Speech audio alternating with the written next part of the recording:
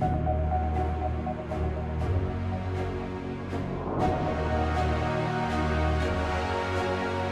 going on, everyone?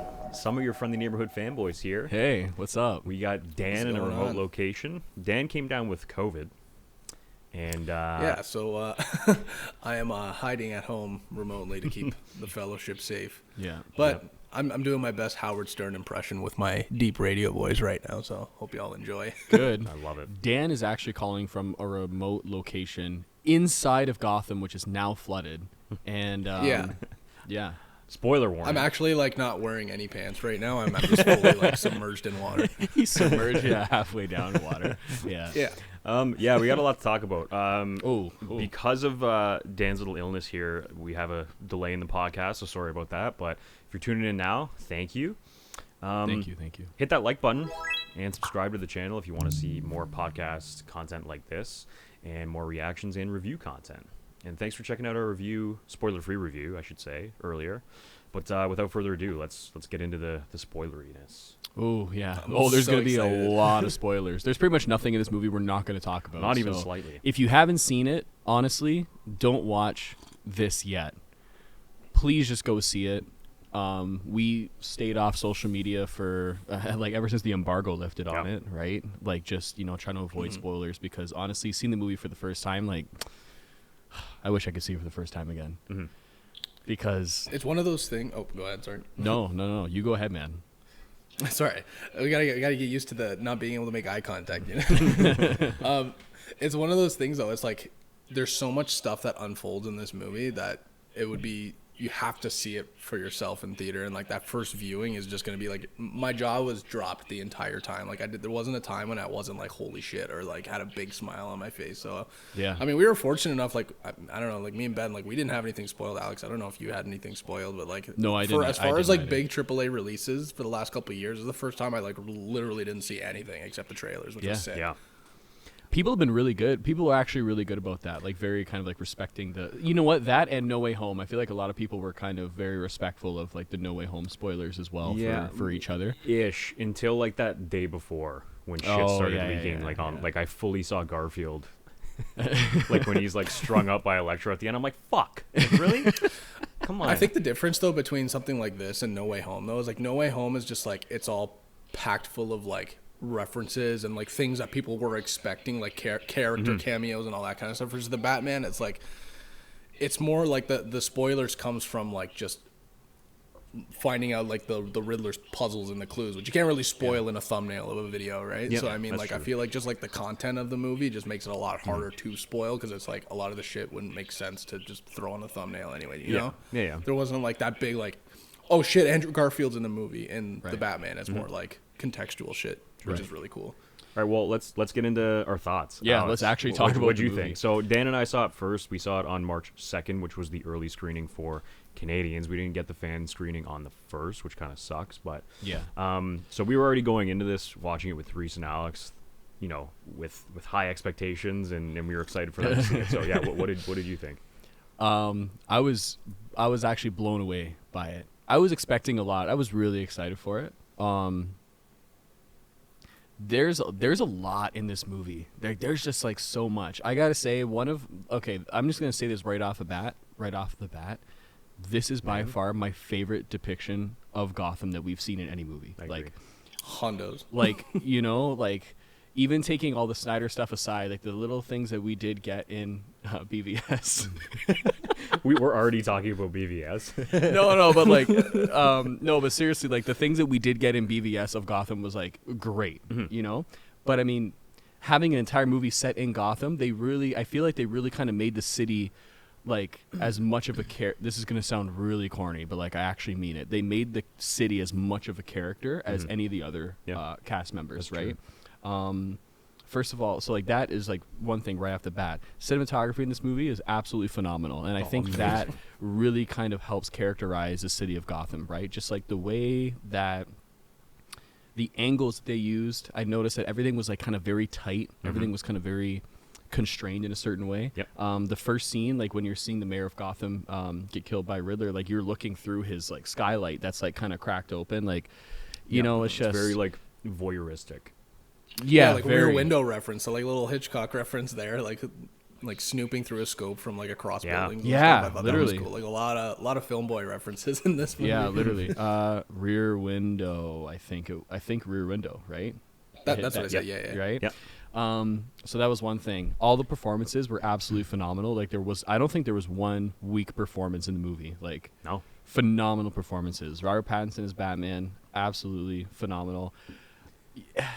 I was trying to like think about this before we came on the show, started talking about it, but every other Batman movie, like I don't know about you guys, this is kind of what I wanted to ask you guys. Every other Batman movie, when I'm watching a Batman movie, especially when I'm watching Ben Affleck on screen, I'm like, I feel like I know that character, right? Mm-hmm. Because I've grown up with the character. I'm like, he's my favorite fictional entity ever, I wish it right? was fucking real though. Anyway, yeah, go on. No, I'm just saying when I'm watching this movie, like I was like, I don't know this guy.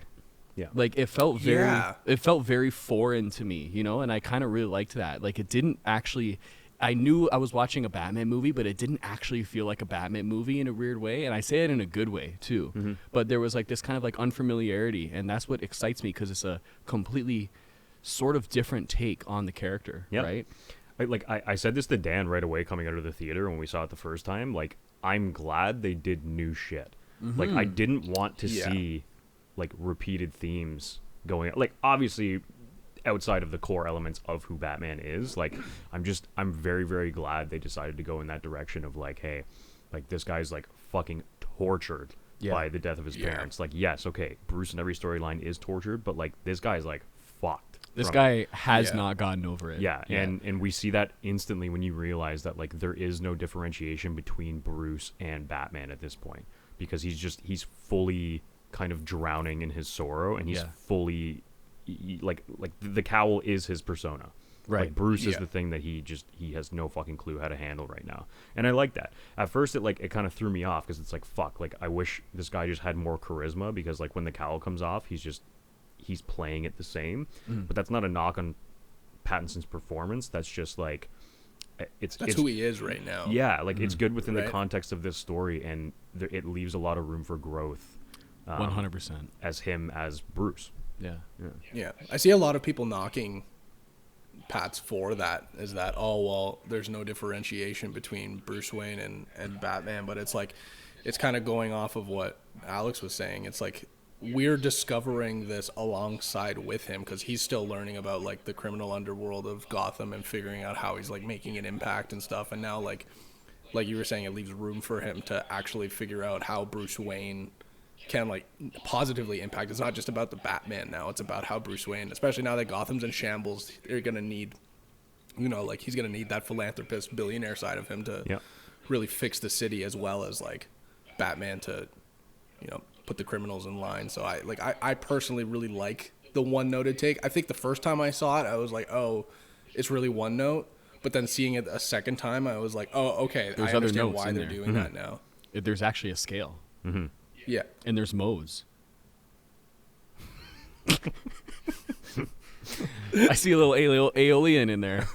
Oh, that's a little Phrygian. I was so confused because you like cut out on the phone call. I was like, wait, is he making a music reference right now? No, I agree with you. I agree with that 100%. Going into the movie, I was a little bit nervous that they were gonna kind of make him sort of like whiny and bitchy the whole time. Yeah. And honestly, the only reason why is just because I feel like Robert Pattinson, for the most part, like to us, he's kind of we know he's an absolutely phenomenal actor, right? But I feel like a lot of people, like the mass audience, still associate him with that kind of performance that he was giving in the Twilight movies. Exactly, which in a way is very similar to how he's playing this Batman. It is 100%. If it was anyone else, though, everyone would be unanimously. Okay, wait. I don't want to say that, because I think unanimously everyone is kind of a high percentage would definitely love someone else doing that kind of performance. Okay, but to be fair, has there ever been like a Batman casting that everybody's just like 100%? No, never. Like I can't think of like one villain or one Batman that everybody's like, holy fuck, that's like the even Batfleck when he was first cast, everybody's like, oh, I don't know, man, and then it's like the fucking best ever. But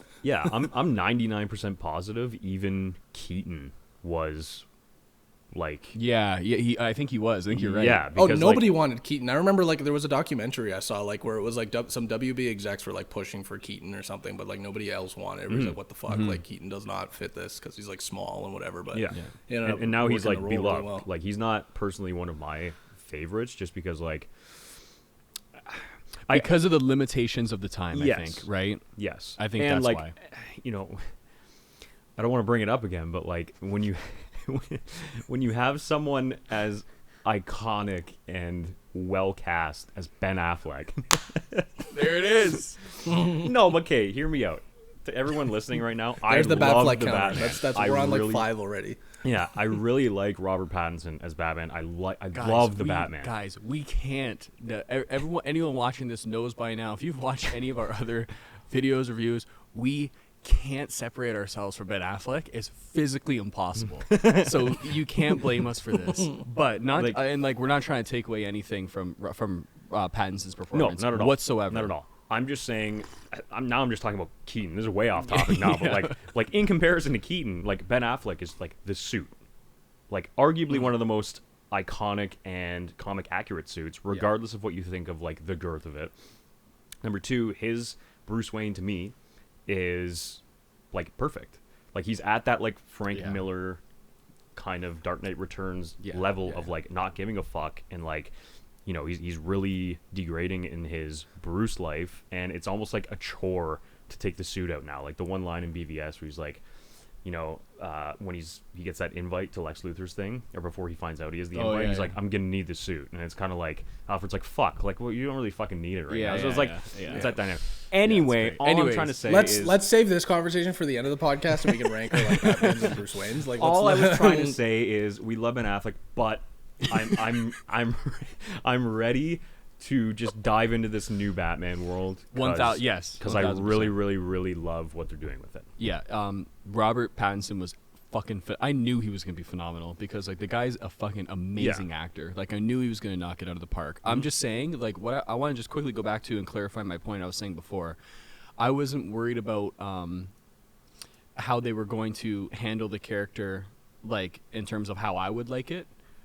I was more worried about how the general audience would take it, right? Because there are people that can't separate Robert Pattinson from that Twilight era, but it's like, no, the guy has, like, go watch any of his other films. Like, he's an absolutely phenomenal actor, and he shouldn't be held to that kind of Twilight persona, right? absolutely. Even though, yeah, there are similarities here, but in the context of the film, it works. Mm-hmm. And I think gotta we say- need that.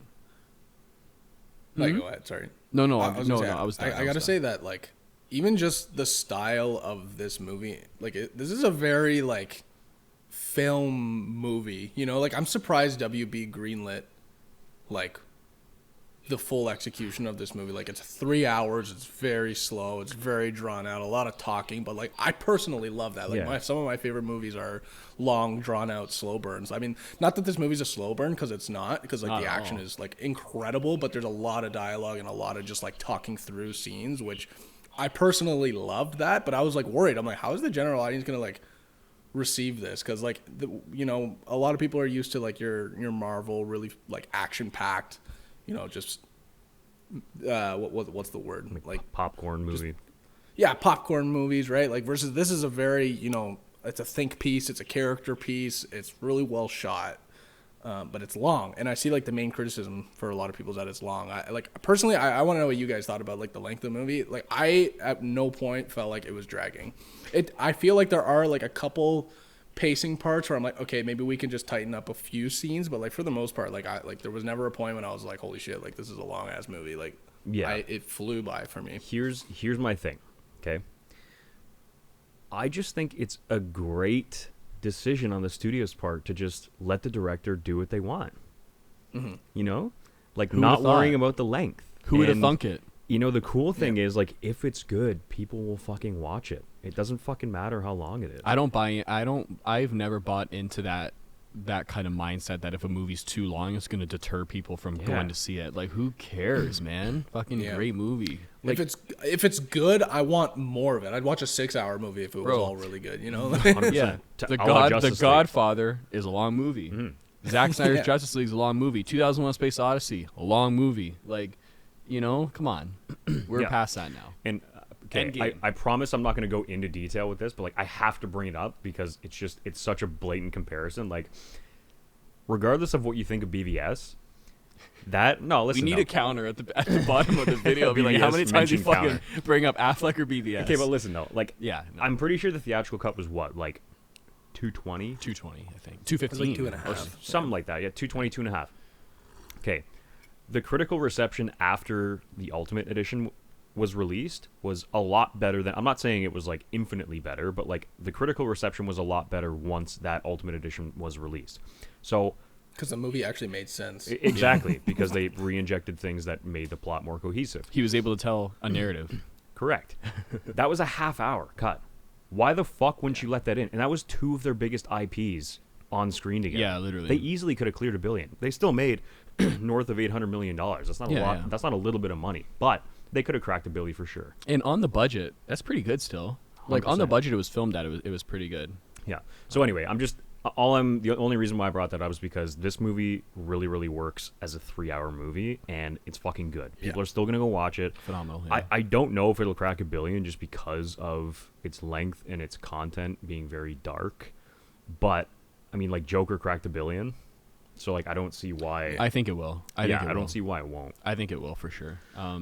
Like, it's a bigger IP, Mhm. I honestly Yeah. think it will. But all that aside, we're kind of talking around the movie at this Yeah, point. let's talk about the movie. In then. terms of the actual Yeah. movie, like, I just quickly wanted to say, like, all the performances, all the shit was absolutely amazing. Everyone's take on these characters were so refreshing. And it's just, I really love how, in terms of the actual world of the movie, like, they just throw you in to Gotham, and instead of kind of building everything, like, around you and then letting everything go, Yeah. shit's already happening, right? Iceberg Yeah. Lounge. That was, honestly, like, as I think about the film more and more, we've only seen it one time. I've only seen it one time. As I think about it more and more, getting ready to go into my second viewing, all the Iceberg Lounge stuff is like literally like my favorite part of that movie, Yeah. just because I was such gonna a- say. it's such a like seedy, undergroundy like part of Gotham where the Penguin is kind of like already sort of established, right? And it's just like when he was going through that, the amount of times he was going through that, although also the limitations of like how many locations in the film there are, I think really kind of it really works to the film's benefit. You know what I mean? I agree. It really gets Touching you on used the to. Sorry. Just like going off of like the Iceberg Lounge thing, like I remember like I mentioned it in the spoiler free video, but like I talked to Ben, like I had the biggest smile on my face because I never once ever thought that I would hear the phrase the Iceberg Lounge Literally. in an actual Batman movie. Yeah. So like the fact that it's like we heard it and then we saw it and we got to like dive into that criminal underbelly and Yeah. like where Penguin and like thrives. It was the coolest thing. Like it's just like the amount of like world building and lore. I love like, how it's like- I'm just smiling thinking about like the fact that they just threw in the Iceberg know. Lounge. It's so cool. I love how it's like an old fishery too. Like Yeah. they make it Yeah, like yeah. yeah, you know what I mean? Yeah, it's great. All the shit that happens down there, and then they're talking about like the club within the club. Yeah. and it's just like all like the whole Batman and Penguin interaction throughout the entire movie, and the threads that they kind of weave throughout to like kind of like set up like Penguin's not fully established because he's still technically under Carmine Falcone. Under Carmine Falcone, but like it leaves it like the whole movie just like leaves room, right? The Batman Catwoman relationship I thought was beautifully done. Like honestly, like Zoe Kravitz's performance as Catwoman Love it. is like one of the highlights of the film for me too. Like it was just like so good. They work off of each other so well. Yeah. The relationship between him and Gordon Ooh. is so sick in this I movie. love it. It's so Yeah. sick. I love it. It's literally like the best way is I can describe it as like Batman the animated series level of interaction with him and Gordon, and like like just like fuck, like all the best stories out of the books. And like, the Nolan shit, the Nolan movies did a very good job, like Yes. kind of like giving us that kind of partnership between Yeah. them. And this Yeah. is just, they're kind of already sort of there, which is really cool. And this is more Yeah. this is more in line with like the Arkham games to me, like especially Arkham Knight, where like Yeah. Gordon's like there shit. for a lot of the shit. Like obviously in different contexts because like that's a lot to do with like Killing Joke offshoot kind of storylines and all Yeah. that kind of shit. But yeah, like fucking literally the entire time, like after the first viewing, I came out and I'm like, fuck, I love I love the fact that they're doing that, and I love that they're just side by side solving these. Like the fact that he walks into the same 3 places constantly and is like looking at the floor. Actually, you know what? One of the best details that I really like, I got chills looking at, was when, you know who I am. well, not, yeah, but like he's at the mayor crime scene, and because he wears those like retinal implant things, he has to look at everything, right? But he's discovering shit about the crime before the CSIs are. Like when he's walking and he glances down and he sees like that blood streak on the ground, he walks away, and then in the same frame walks the CSI, and she's kind of looking at him like, what the fuck? And then snaps the picture. So like he's finding shit for them. Yeah. Like I It's love literally that. detective I was like, mode in the "Ooh," Arkham games, which is everything I've ever wanted in a fucking Batman movie. Like his retinal scanners is like him like processing everything on the crime scene. Like it's so cool. Like, amazing the amount of references they pull. Yep.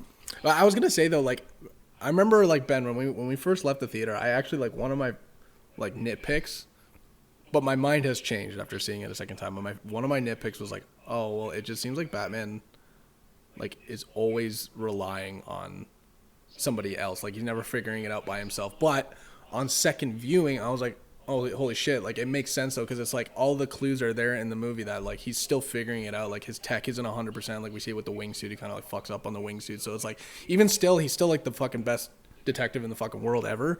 He's still like figuring it out, and like he needs Gordon, and he needs, you know, the help of Catwoman, and like he's building up his allies. And it's really like it goes to show like he's gonna reach that like perfect evolution of Batman and Bruce Wayne at some point, but like it's still like he's still figuring it out right now, even though like he still leaps and bounds like ahead of everybody else, which is so cool. Like we still get to see that. But like the bat tech in this movie was so cool. Like the retinal scanners was literally detective mode in the Arkham games. Literally. Like, I really like that. Let's speak about the suit while we're on that kind of topic. I personally really enjoyed the suit, seeing it in motion. The only thing, and it's not really a gripe, because like I understand, again, like he's year 2, he's still figuring his shit out, like we've said, but like the only thing I hope the only thing I hope evolves is the cowl. Like the rest of the suit, to me, I love the armor plating, I love the collared cape. The collared cape is such a great look. Yeah, and I love like the tack, like basically fucking pants that he's wearing with like the holsters and all that kind of shit. Like I really, really like that. I think that's like very boots to the ground and realistic.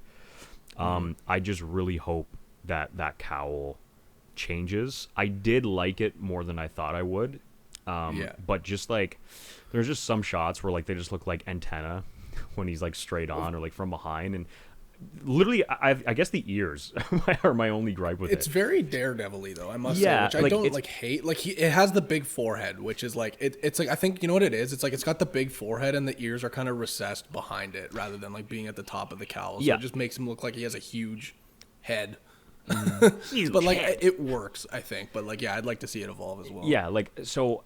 But like again, here's the thing. Like I like a lot of the profile shots in the movie are like fantastic. I was like, okay, like that fucking looks really good. But then like some angles from behind and shit, like it looks too thin or like too like weird and like leathery. But again, like I understand it within the context of like what they're trying to do. Like you can see the stitching in it. Like he's gone in and he's made that shit. Like, but like, but then I'm thinking about it more and I'm like, well, yeah, sure, he stitched his cowl, but like he fucking forged like plates and shit for his chest. Like you're telling me he couldn't fucking build a better fucking cowl than that? Like, you know what I mean? So like that's my only little nitpick about his appearance, but like I can see it evolving down the road. Yeah, because it's literally like he's wearing a Juggernaut suit too, because he fucking takes an explosion point blank and he like walks through that hall just taking bullets. So I mean, like that helmet must be like him and Alfred, the cowl must be like some kind of bulletproof or explosion proof.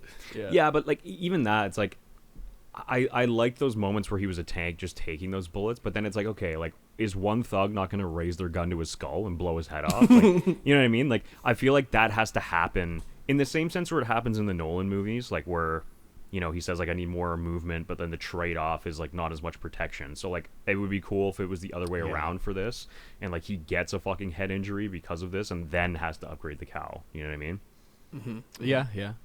So I don't know. That's just like a personal thing for me, and I think like that kind of like when he gets that shotgun pointed at his head, like right at the end of the movie. Yeah. I think that could be like a catalyst for him being like, "Okay, fuck. Like, what if he actually pulled the trigger?" Yeah, Like, he's staring down a double barrel shotgun. He's like, "Fuck, I really should maybe be more prepared for anything like that in the future."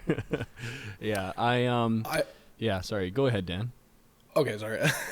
I thought the armor was sick. Like, I've always been a big fan of Batman with plated armor. Like, I love the cloth suit, like the classic cloth suit, but like I just love seeing that beefy kind of plated look with the chest. So I agree with you. I found like I'm still indifferent about like the talons for his gauntlets, but the movie did a good job explaining why those are like every time, like the talons are like a hydraulic system, the way I interpret it. So like that's why when every time he just reaches out, it's kind of like Spider-Man. Like every time he reaches out and his like grapnel gun like pushes forward or whatever tech he's like shooting out of his hands where he needs to grab. So it's like, and then like we really see that in motion when he's in the iceberg lounge and he's beating up those thugs, and then you see Ozzy's like, "Hey, sweetheart, calm down," and then it's like, then you see him like tuck the grapple gun back into the talon. So like it's like it's very tactile and it's cool. Yeah, I like that because you actually get a reason for it. It's not just like, hey, let's put some fucking talons on his gauntlets. Like they actually like have a reason, so it's cool. Oh, of course. But yeah, like I like the collar too. I think the collar is a good excuse for him to like have that head movement, because there's always like the meme, like whether it's in fucking the old Batman movies or like in fucking The Dark Knight when he's like, oh, I need more be able to move my head or whatever. So it's just like having the high collar allows him to have like that head movement. He doesn't have to do like that full, the Batman head turn, like the whiplash. I can't. Did you see that? Yeah, you mean the body rotation? Yeah. The Batman body rotation. Which is funny because like I was noticing that too, but I think just because of like how they feel in the suits, like because even the BVS bat suit, they made they made it so that he could turn his head. Yeah, because it's fucking perfect. Because of whatever material they used in the suit, right? They allowed that to happen now. Yeah. But like I feel like even when they do that, a lot of the actors don't still, because like it's just a part of that physicality to just like move and face someone with their whole body. So like I find even Pattinson a lot of the times would just physically move his entire body instead of just his head. But like but I like that. And you know what? It's interesting because I've never worn like a full bat suit or anything like that. Hey, you did on Halloween. Well, like the one that's movie quality. But watching an interview with Robert Pattinson, I don't know if you guys saw like his GQ most iconic character breakdown. He was like, when you put on that cowl, something like changes in you, like, and you feel something. So maybe honestly, like putting on that cowl, maybe that's something that all the other Bat actors have kind of felt, that like, maybe just like having that fucking suit on with that level of detail, and then you're kind of taking in the mantle of like that character. Like maybe there are certain things that fucking you just like can't control. Like you just feel like the fucking a god, right? One thing that we really got to talk about too is fucking Paul Dano as the Riddler, though. Like, oh my god, he is such I think the Riddler is one of the most captivating Batman villains that we've seen live on screen, I think. I agree. And like his performance obviously, was phenomenal, but like his presence away, how do I say this? His presence in the movie when he wasn't actually in any shots, I think is what's really impressive about this movie. Like the letters, the clues, everything, like they're, I want to compare it to a little bit to Heath Ledger's Joker, even though they're not similar at all. But like, Joker is like, he was very captivating when he was like on screen kind of thing. But in this movie, the Riddler's absence, I think, is like, well, yeah, it's scary because like you don't know.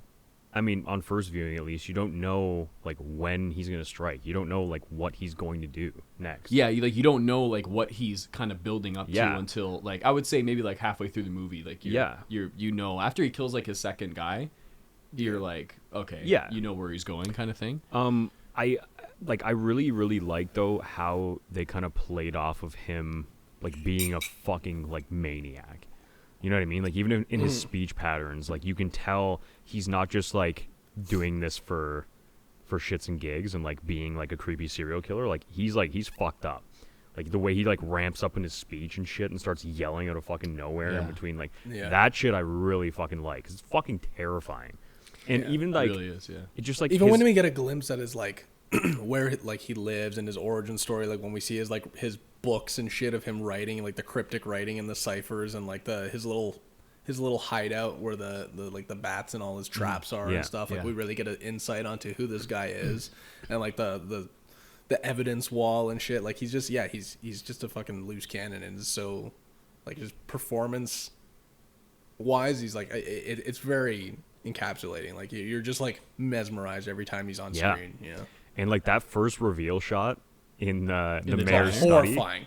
No, the mayor's Oh study. yeah. Oh, When, that was like, sick. That was so sick. The mayor's just on the phone. He walks by and he's just fucking right there, and you're like, And you see like the reflection in his glasses and shit. You can barely make out his. Oh wow, Yeah. it was fucking crazy. So that was Me even and Ben scarier. looked at each other. We're like, oh, so this is what this is gonna be. Yeah. It's like, So it was even scarier for us though, Dan, because like the theater we saw it in at first, it was the loudest theater we've ever been in, like audio wise, but it was the darkest projector. So like us watching that was pure noir. Yeah. Like I saw a lot Yeah. more in the second viewing because it was just brighter in general. So I was like, oh fuck, okay, like that's where he is. But like when he, like I could only see his glasses when we saw. I was it just the gonna say, first just his time, and I was glasses. like, like it was terrifying. yeah. Yeah. But I really fucking liked his performance. But speaking of performances that I like really fucking liked that surprised me was the Penguin. 100%. Yeah. Oh Like what'd you guys think of his performance? He was phenomenal. Like he honestly like. Dan, I gotta think for a minute what I'm gonna say. You go ahead. Okay. All right, perfect. Because like Penguin was literally one of my favorite parts of this movie, and I never thought I would walk out of this movie being like, you know what, Penguin was the best. But he was actually kind of a little bit of a comedic relief point in the movie, which I appreciated. Like his lines like weren't like stupid, kind of like Marvel quippy jokes. They were just like contextual. Yeah, like when like they're very like that sarcastic. scene when after the Batmobile chase, which by the way was the best fucking scene I've ever seen ever to grace Yep. cinema next to the warehouse scene, but we'll get into that. That scene when like Gordon and Batman are just like interrogating him, and he's just like, well, I thought you two were supposed to be smart or something. Yeah, You yeah. got quite the duet going. So his performance, like first of all, Colin Farrell just absolutely knocks this out of the park. Between like the amazing makeup, so like shout out to the effects and makeup team, Yeah. because like you cannot tell it's Colin Farrell at all. Literally. Which again goes into like the whole like you step into character. I'm sure he feels some type of way when he like gets put into this like full prosthetic suit and he like completely loses his Irish accent. But yeah, like he's so good and so encapsulating and funny, and I'm really excited to see like how he evolves now, because like the way they kind of let it off. The end of the movie, you see him looking over like Gotham in shambles, and I think this is where we're gonna see Penguin actually become like the Penguin that we know and love, because he's no longer has Falcone holding him back, right? So Yeah. Yep. Yeah, I'm really excited to see him become like the mob scary boss that we know from the comics, right? Yeah. I don't know. I agree with you. He was so good. I think like their relationship in this movie was very close to like their relationship in like the comic continuity. Just because like, he like in the movie, I feel like Batman, he kind of takes him sort of serious, but like he's just fucking in the way. Yeah. Right. Yeah. And he's just like, he's kind of a fucking goof, which is kind of what he sort of is in the books. Like he, like, yeah, he's like a scary kind of mob boss, but at the same time, like he's just like this like plug, right? Who's just fucking who Batman like he's like he knows he can easily just dummy, and he does like time and time again, right? And you kind of see that in this movie, right? Like that Batmobile chase, like amazing. First of all, that brings me to another point in the movie that I really like is I like how when you get those big action scenes in this movie, I really like how tight it is. Like when he is getting out of GCPD and he's on like the roof, like the camera's like right here on his head. And you like it's like very like kind of like shaky, like you're like in the window of like an apartment building, then you see him fly by, like even the Batmobile chase, like they only stick to like maybe a few angles, like on the side of the car, like that Like that POV kind of thing, shots, and 100%. it's just like it's just like so good. It's realistic. I mean, like obviously not to the extent of like him fucking going off the back of a tractor trailer's fucking ramp and like that shit, but like like at the same time, the it's Dark like Knight those. Rises when he does that, like to escape from the cops too. It's like it's very like you said, like the POV really helps ground it and like make you feel like you're right fucking there. Yeah. Let's just talk about this Batmobile scene. Since we're on the topic, I want to talk about first of all, just sound design in the movie is fucking incredible. It's like the best sound design I've ever heard in a superhero movie. Yeah. But holy shit, the sound of the Batmobile, like all looks aside, like I personally really like the look of the Batmobile because I like muscle cars and it's pretty much a fucking Camaro Like- with a jet engine, which I'm all Yeah. about. It's easily But- the second best Batmobile I've ever seen. Yeah, exactly. Exactly. No, like But like the sound of it turning on, man, like how he uses that as a fear tactic. Like you kind of like you forget like Batman's even in the scene because like so much shit's happening. There's like the shootout with Catwoman and Penguin's about to fucking It just, shoot like- her, and then all of a sudden it cuts away and you just see the fucking hood of the Batmobile with the red fucking and that whine. It sounds like a fucking supercharger whine. Oh, it's so cool. yeah, I fucking even the second I'm getting giddy thinking about it because like Yeah, I'm like laughing. Right I now. just It's love how amazing. Penguin thinks he has the upper hand, and he's like, I forget the actual line, but he's like, you hear me, Vengeance, or some shit, and he's like shooting the Uzi at the car, and then like it reveals that he's not there anymore, and there's like a moment of like, wait, what the fuck? Yeah. And then you hear this thing, and it's like a demon scream, and you're like, holy fuck, like. He's not just like he could have just gunned it at them, but like he sits in there and just like fucks with them for a solid like 30 Yeah, seconds. I love it. I love it. And then Just like heating it up scares the the like engine. even the reaction shot of Penguin. He's like, "Fuck." I'm gonna get the fuck out of here. Yeah, and to a point where he's like, he doesn't even take the money. Like he tells that other guy, like the guy with the broken nose, to go get the money. Yeah. And he guns it away. So he's like, "Fuck this," and he dips. Yeah. Because it's fuck, it's just so good. And then like all the POV shots, and you hear the engine up close, and you basically, I don't know, it's just like this alarming sense of fear. Like Yeah. you feel how the Penguin's feeling in that moment. Yeah. And also to J- that point, sorry, go ahead, Dan. I was gonna say, I love too, like how the car stalls when he was about to go off too. Oh, 'cause yeah, it's just yeah. showing like everything's still so proto. Like you see Batman fuck up more than we've ever seen Batman fuck up before, and I kind of love it because it's just. But like, that's it's cool. showing- That's really cool. And another point, I want to come back to that scene, but on your point, Dan, like the other thing too is, I really like how kind of rough around the edges he is still. Like even how they make it a point where it's like he weaponized like the shadows at the beginning, and he walks for the first 2/3 of the movie. He walks into most fights, and I thought that was a really interesting choice because it's still. We know the Batman, like he's gonna fucking take a guy out, fucking like you can't see him for like half the fight. You know what I mean? Like he's not at that level yet, and that's interesting. But he kind of gets there. So like it started, I think, if I remember the timeline correctly, because I've only seen the movie once, but it started with him like sneaking past Tweedledee and Tweedledum, fucking going into the Iceberg Lounge. Fucking the BVS callback of like the elevator shot, like going down, like, and then at the end of the movie he's coming down through the ceiling at the in the dome or whatever. Yep. Like he Yeah. kind of gets those like kind of Batman fucking elements. Like you can already see him kind of getting more refined. Yeah. By the end of the movie, which I think is really really cool. Like it's kind of like a really cool character advancement, right? As well as what he realizes at the end to be a hero. Like I don't know how you guys felt about him being out during like that kind of Dawn like helping them, but I personally kind of liked it because he's realizing at the very beginning he's like, I'm not making a difference, right? Yeah. And then at the very end he's like, you know what, if I keep doing my shit I will actually make a difference, right? I think that's the moment he realized that he needs to be Bruce Wayne, because the lesson from the movie is like when he's fighting those like Riddler copy goons on the top of the stadium. And they ask him, "Who are you?" And he's like, "I'm Vengeance." He's like, he has that oh fuck moment where he realizes like maybe like I'm putting the wrong message out there. Yeah. I'm putting the wrong message out there. So it's like maybe he needs to be more hopeful. Maybe Bruce Wayne needs to be the person that can fix this as well as Batman. Like Batman needs to be a symbol of hope and fear to the And, like, criminals, but yeah. then Bruce Wayne also needs to be a symbol of hope for the citizens of Gotham, right? And I think he realizes that in that moment because even from what he was talking about the Riddler before, when he's talking to the Riddler in Arkham, he's like, "We did this. Like this is me and you." He's like, "What the fuck are you talking about?" And he's like, "No, like the Riddler kind of has like this like twisted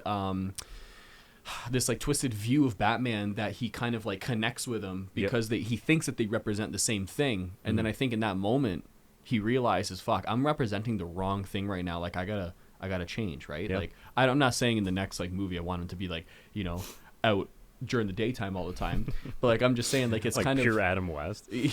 oh my god, yeah. With the Just bomb. sprinting down a pier with his cape with a bomb over his head.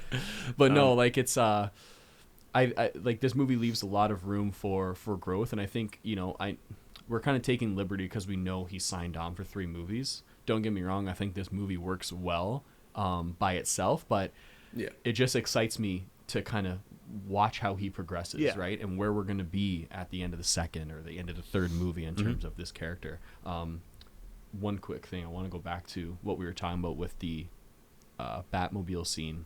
What I noticed in that scene was, yeah, it's about Batman going after like the Riddler kind of thing, but like I found it really interesting how they weave together like the interactions or like the crossing of paths between Batman, Catwoman, and the Penguin, because they kind of are all in like that same sort of world, and like the Riddler is kind of like in a different kind of like, how do you say it, like different kind of like world in Gotham, you know what I mean? So like I don't know, Riddler's like the top of the like the suspect list, like the kingpin, and then everybody else is like kind of like falling between his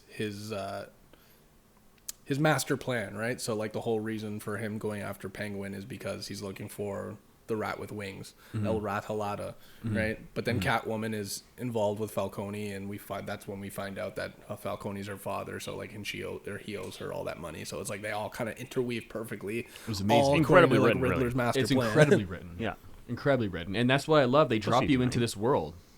What? I'll go see it tonight. Yeah, we'll go watch it later tonight. Yeah, I think I'm just really excited at the prospect of there being this like full-on rogues gallery. Like, one thing that I think the Nolan movies did was kind of make it a little too, don't get me wrong, I love them, but like made them too episodic in a sense, where like they end up finding the villain and then they cuff them and then call it a day. And then it resets. And then it's a reset, right? So like you get a new villain, like it's like villain of the week kind of deal, right? Yeah, like you have one villain for a movie, and then like that's it, they're donezo. And then with the exception of like the Scarecrow, because you see him kind of pop up, but like he's not like you don't fear him after the first movie, because like he doesn't fucking do anything. You know what I mean? Right. So like with this, it's like, okay, Batman's not just like, hey, I'm gonna cuff the Penguin and call it a day. It's like the Penguin's not really, you know, he's kind of clear in the eyes of the law, because like he gets away, but he's not the main focus either. So like they can't really pin him for anything. Like he has that shootout with Gordon. Like yes, he could arrest him on that, but like there's bigger fish to fry here. Like as we see at the end of the movie, like Gotham's turned upside down. Like they're not concentrating on like arresting every fucking villain or mob boss that they see. So like Penguin's still, he's just there still. Like he's a looming presence. And then that end scene, or one of the ending scenes where we get a little glimpse of the Joker, is not necessarily setting up the Joker for a second movie, but it's just showing us like, hey, there are other fucking things that are gonna fuck with Batman in the future because of what happened in this movie. Right. Like the Riddler opened the fucking door for everyone to try and take control of Gotham, and it's gonna be just like the fucking books. Yeah. Like it's going to be like bosses and fucking villains are taking over chunks of the city. They're gonna control parts of that fucking city, and it's gonna be a whole rogues gallery kind of at once.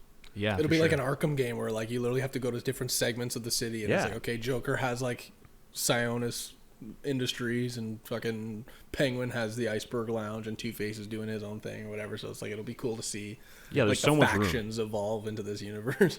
I really hope and to that point as well, I really hope that they in the future films, I really hope that they kind of like bring in like lesser known rogues as well, because we have seen the big ones a lot before. Like I think, don't get me wrong, I think like a Freeze in this universe would be really cool. Ooh. Like a Freeze, Pig, Professor Pig, or Dr. Pig, or whatever. Yeah, like bring Dr. Pig. Horrifying. Honestly, I think a Mad Hatter would be sick in this. Or Calendar Man. Sorry. Ooh. Or Calendar Man would be cool. Calendar Man would be really good too. Yeah. I just think because it's so similar to the layout of the first one, I don't think they would do Calendar Man or even Pig for that matter, because it like always revolves around like, you know, serial killers, dates specifically. Where like this one took a lot of inspo from like The Long Halloween, in the sense where it's literally on Halloween, but also like just the way he narrates and shit, like pointing out specific I know we've dates. seen Scarecrow before, but I would love to see them do a Scarecrow interpretation, just because like I feel like this universe has room for like a lot of the horror elements. Like a lot of shit that happens in this movie plays out like a horror movie, and like what better character to play that out than with the Scarecrow. Like I personally, I like when it comes to like the Joker scene, I like, now that I'm thinking about it, like it's cool, and I get why it's cool as a world building thing, but I hope they don't do a Joker, because I'm like, Joker's kind of losing its it's mystery, and it's kind of like, it's one of those things where I saw a video and somebody put it really well. It's like, okay, it's like Star Wars. We're getting a new Joker movie every year, and it's like, it's kind of taking away from the character. Like, Joker should be something that like we see every once in a while, and that interpretation should be something like really cool and unique. Like, I thought Joaquin Phoenix's Joker is amazing, but like as its own standalone thing, like it's an interpretation. The whole point of that movie is it's like, it's not a movie about this psychotic villain that wants to take over the city. It's about a mentally ill man going through shit on a bad day in the world of Gotham, right? So I mean, like, I don't know. I personally, I just like, I don't think we need Joker in this universe. Like, would it be cool and would I go see it? 100%. However, I just like, I don't know. Like, let's just do something different, you know? But no, I agree, and like, I think it's inevitable that we will get it at this point, because there's zero chance he's just going to plant that seed and like not do anything with it. But with that being said, I hope his presence is the same as it was in this one in the next movie. You know what I mean? Like, I really don't want him to be a main antagonist in the second one, because that's just like following basically Nolan's blueprint, essentially. Like, essentially his cameo at the end of this was like finding the card at the end of Begins. Yeah. And like, I really don't want it to follow that blueprint of having him as the second. And honestly, he is the most iconic Batman villain. And I think, with that being said, we need more room to breathe with him. And I think he should be held for the third movie. Because like, just jumping into it in the second one is almost like a cop-out of like, hey, we know people will come and see this because he's in it next. So like, let's just do it. And I hope they don't do that. I feel like the studio will be fucking dumb and do that though, because like that's like such a studio move. It's like, okay, what are the fucking characters that gets put people in seats? Joker. Okay. I just like, and we're also going to greenlight a Joker 2, which is a whole other conversation. I don't think there should be a Joker 2, but whatever, it's happening. So I mean, like, it's like, just let Matt Reeves do whatever he wants to do, and like maybe we don't know, who knows, maybe that's part of his plan. Maybe his original plan was to do the Joker, which I'd be curious to see. But it's like, I'd love to just let that character breathe for a bit, you know? I don't think he will, honestly, because I think it was an IGN interview where he basically, he fully talks about it openly, and he's like, yeah, it is the Joker, but like, he's a proto version. Like, he is not the guy you think he is yet. He's already in prison. Like, it was more of like a seed, and it's like, hey, this guy does have the potential to become this thing, but like, that doesn't mean he's going to be in the next movie. He literally says that. Like, I'll even try and link it in the description, but like, so I'm really hoping he follows through with that and doesn't make him the main antagonist of the next one. He did say they cut a scene similar to Killing Joke that had the Joker in it, and it was Batman going and talking to this guy who is already a serial killer in this universe to try and figure out the mind of a serial killer to help him find Riddler. Which is cool. And he even says, like, you guys will see that scene eventually. So whether or not that's just a deleted scene that we'll see, or if it's woven into one of the offshoot HBO shows, that remains to be seen. But I really hope they just keep it at that. And I think he will. I think so too. And he's also talked openly about how he likes Hush as a villain. He's talked openly about liking Freeze as a villain. And I think, the Heart of Ice storyline from the animated series would be like a perfect jumping off point for Freeze, and like making him human, and also giving, like you were saying yesterday, Dan, about like maybe having that flood affect a cryo facility where Freeze is keeping Nora, or go, what they did in the New 52, which was have him be a mentally ill man who works in cryo, who ends up falling in love with some random chick who happens to be Nora. Yeah. But she's already frozen. So have that kind of like psychotic crazy. twist like, on it would be it. kind of like that bullseye spin in Daredevil season 3. Yeah. When he's carrying around like the dead girl that's frozen. Like, it's just freaky, Exactly. That would be, that'd be really cool. Yeah. I feel like it would fit very well in this world. And I think like enough time has passed. Like, we need a new version of Freeze too. That would be really cool to see. Yeah. We have to get rid of the Schwarzenegger kind of image. I agree. It's just like, I think so many people, and that's why like they're hesitant to do that, is because so many people associate like, unfortunately, negative thing, not negative, but like cartooniness with Freeze. So like, in the hands of the right writer, which I think Matt Reeves is fully capable of, they could ground him and make him a really compelling character, but it needs to be done well. 1000%. Yeah. And have it where it's like, Batman like maybe catches him and then realizes that like, oh fuck, he's actually just like in love with this girl or whatever, and then he's like, well fuck, am I gonna put him away and just like destroy him, or like You know what I mean? Like, it's Yeah. this kind of like interesting sort of thing. I said this. I keep saying this to you guys at least, but I think a Deacon Blackfire in this universe would be fucking sick. Mhm.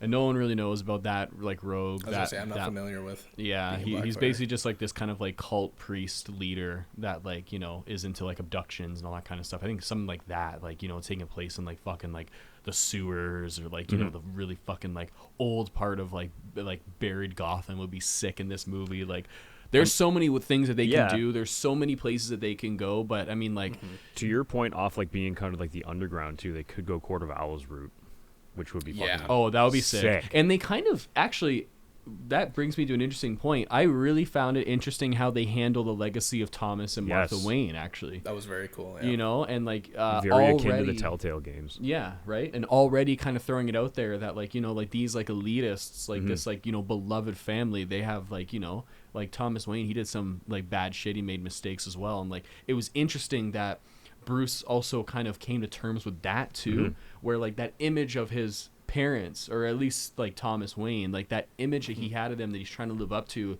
is like shattered in front of him, right? Yep. And I think that also goes into his kind of, that helps him complete his arc, right? So maybe in the next movie, maybe he's a little bit more past his parents dying because he realizes I'm trying to live up to my parents' image or do this for them, but like maybe I got to do this just for the city, right? Like 100%. And now it was has really cool. Oh, go ahead. Sorry. No, I was just gonna say now he has that support system that he was ignoring the whole time, which is Alfred.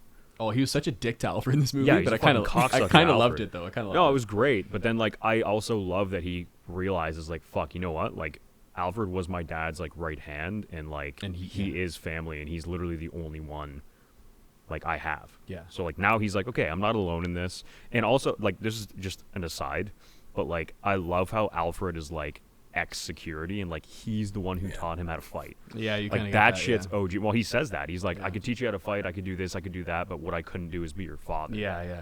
And I was like, it was cool. Ooh. It was really Like, cool. But then he's like, no, like Pappy, like you were my dad, basically, Yeah. Happy. Yeah. Give me your hand, Ollie boy. And he fucking in the hospital bed, and like, it kisses his hand. Oh, it's gonna be fine, gives Bruce a little fucking like pat on the head. It's like, okay, it's okay. Yeah. Honestly, guys, I think we should go probably like around like the table just to kind of give like our our final thoughts on it. But what I will say, I don't know about you guys, I think this film is very, very accessible to anyone that even doesn't really know, like not familiar with like Batman or superhero movies. I was saying this earlier. This movie reminded me a lot of Denis Villeneuve's Prisoners.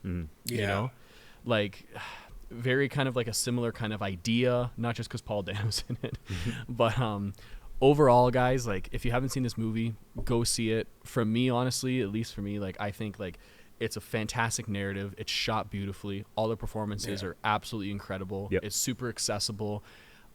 They do things with these characters that is, like we were saying before, like it's new, and like to see where it's gonna go is great. You don't see big budget movies kind of like paced in this kind of way as well. Like they hold on things, right? Like the scenes are kind of more drawn out. They let dialogue, they let lines breathe, and then like they kind of like the action that's paced and woven through it is, I think, perfect. I don't think they could have done a better job, honestly. And I'm really excited for this version of Batman. Like I love it. Yeah, me too. I'm so excited to see where this universe goes. And I mean, like, I don't really have anything to add on that. Like, I agree with all those things. I think we should go around and like rank our favorite Batman. I say we do like top 3 Batman movies. Oh. Top 3s? Oh, okay. I right. wonder what it's gonna be. Who's gonna go like first? not Batman or like not specifically like Batman. I'm saying like we should go like favorite movies. What do we think? Okay. Are we counting BVS? Because I'm gonna count BVS. Yes. I was gonna say I'm counting BVS because it's Batman's. It is basically Batman's movie. Kind of is, yeah. And it's not only one of the best. Sorry, I'm not gonna. It's also the best movie I've ever seen. So, exactly. So anyways, who's going first? Okay, I'll start her off. Okay. All right. BVS for me. My boy Ben Affleck he can't be dethroned. No. He encapsulates what I want personally from Batman, and at the point he's at in his career in the movie is also one of my favorite kind of storylines they drew from, which is The Dark Knight Returns. That's all I'll say. Okay. Okay. My second is Big R Pats. Okay. Yes. Robert Pattinson, he did a great job as Batman. Amazing job. Amazing as Batman. job as Batman. Like I said, his The second performance. best. Yeah, his performance as Bruce. Obviously, I do hope that kind of becomes more charismatic. But I liked it within the context of the movie. That's all I'll say about that. Number three. Number three. I must say, like, yeah, I'm nostalgic for the Keaton movies, but I still got to give it to Bale because I just the movies in general, they are very good movies. But again, they're very, like, it's a singular villain for the most part. You know, he fights him. The Dark Knight is a freaking incredible movie. Like, it got to be like top 10, one of my favorite superhero movies. But I personally wasn't a fan of his Batman. I didn't mind his Bruce Wayne, but like his Batman to me was very, like he didn't seem imposing enough on screen. But that's my opinion. I know Dan's probably gonna slit my throat tonight hearing that, but yeah, that's me. Dan's banging his head against his wall right now in anger. Okay, so sorry, wait. So your third is Dark Knight? Yeah, so I'll say Dark Knight. If we're going Okay. by movies, yeah, Dark Knight is my third. Okay. I'll just go next.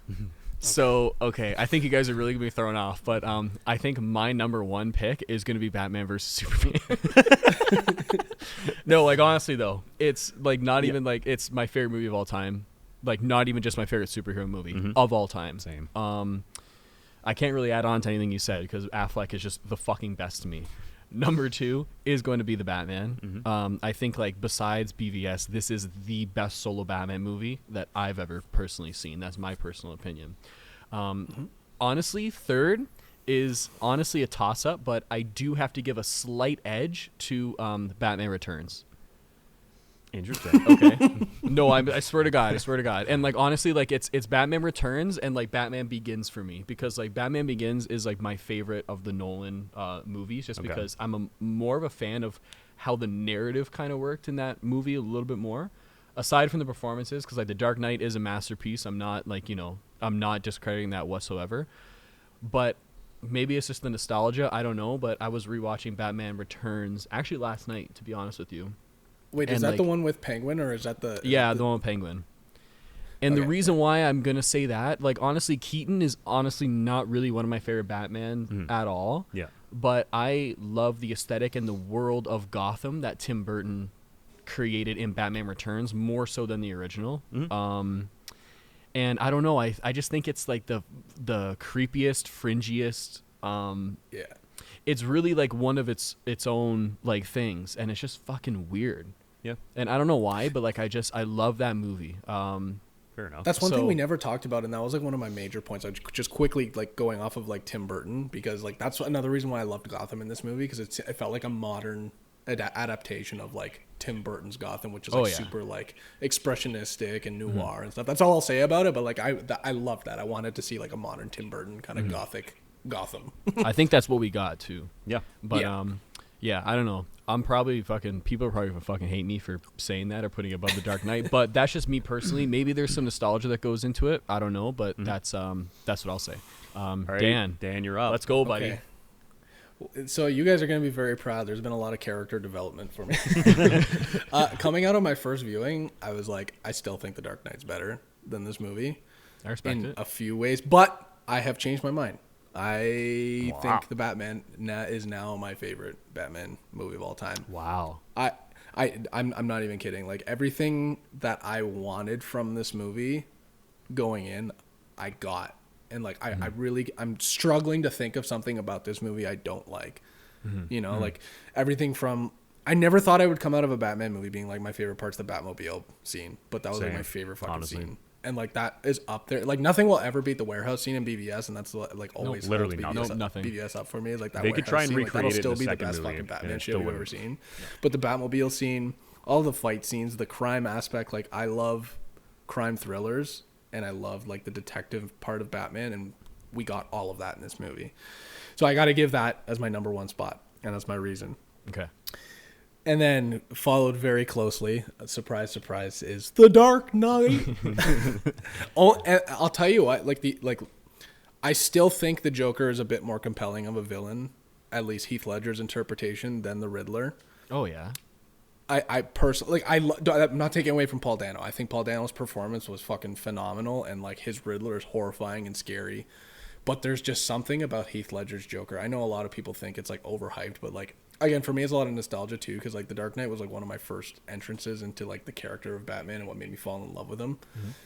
And same with the Joker. And like, there's something just about the Joker. He's so like, even when he's off screen, you're like, what the fuck is this guy doing? What is he planning? What's going to happen? Right. Mm-hmm. Which like Paul Dano encapsulated a lot of in this performance, but I still think the Joker is in The Dark Knight is a little bit more compelling. But still, everything else about the new Batman is like 100 times better. The action, the Batman, the detective stuff, the way it's shot, everything. Sound design. Plot. So it falls in second. And then I know, I'm sorry guys, but BVS is going to be number 3 for me. What the fuck?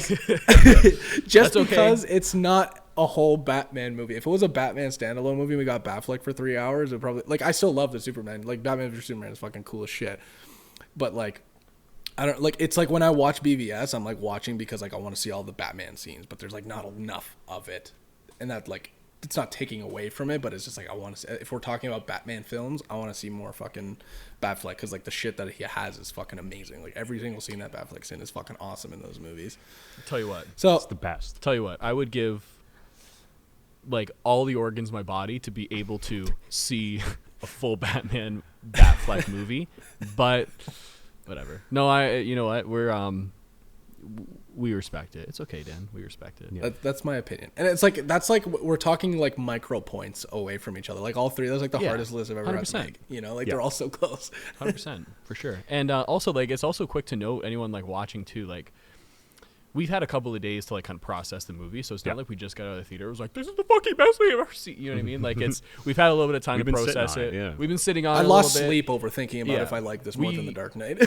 We wanted to like live with it a little bit, meditate on it a bit, just before we kind of like came out and like gave you guys all of our points and everything like that. And let us know honestly in the comments like how you would rank your favorite Batman movies. Because I'm honestly really curious to attack each other really in the comments. Just go for it. Yeah, just absolutely demolish each other in the comments.